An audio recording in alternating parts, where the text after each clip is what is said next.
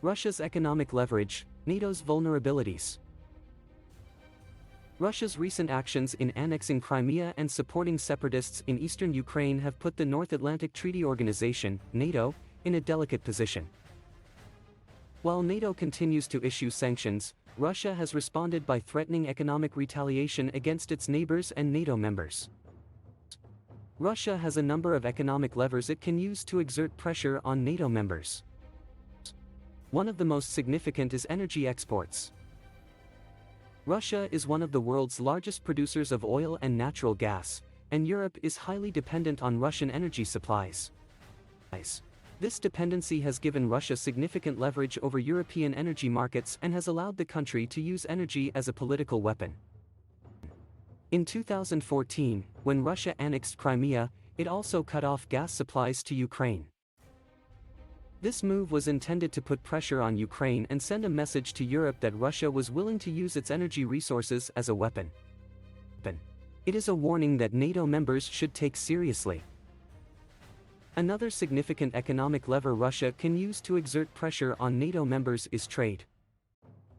Many European countries have significant trade ties with Russia, and Russia has used the threat of economic retaliation to influence these countries' political decisions.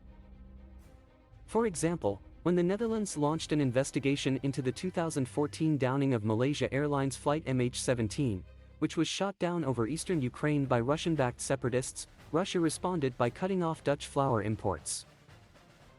In addition to energy and trade, Russia can also use other economic levers, such as investment and loans, to exert pressure on NATO members. For example, Russia has been investing heavily in Serbia and has provided financial assistance to Hungary, both countries that are NATO members. This investment gives Russia significant influence over the political decisions of these countries and can be used to create divisions within NATO. While NATO has responded to Russian aggression with sanctions, these measures may not be enough to deter Russia from using its economic levers to exert pressure on NATO members. In fact, some argue that NATO's economic dependence on Russia actually makes the alliance more vulnerable to economic retaliation. To reduce NATO's vulnerability to Russian economic pressure, the alliance should take steps to diversify its energy supplies and reduce its dependence on Russian energy. This could include investing in renewable energy sources, diversifying energy import sources, and increasing energy efficiency.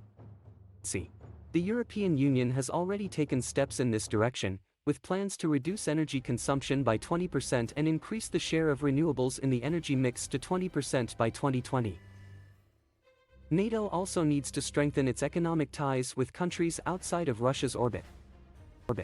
This could include expanding trade with non-Russian countries, increasing foreign investment, and providing financial assistance to countries that are vulnerable to Russian economic pressure.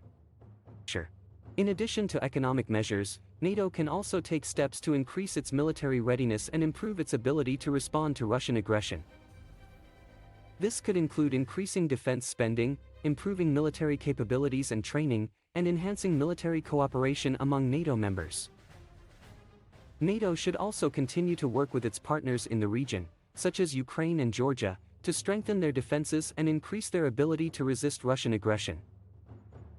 Ultimately, NATO's response to Russian economic pressure will require a comprehensive approach that combines economic, military, and diplomatic measures.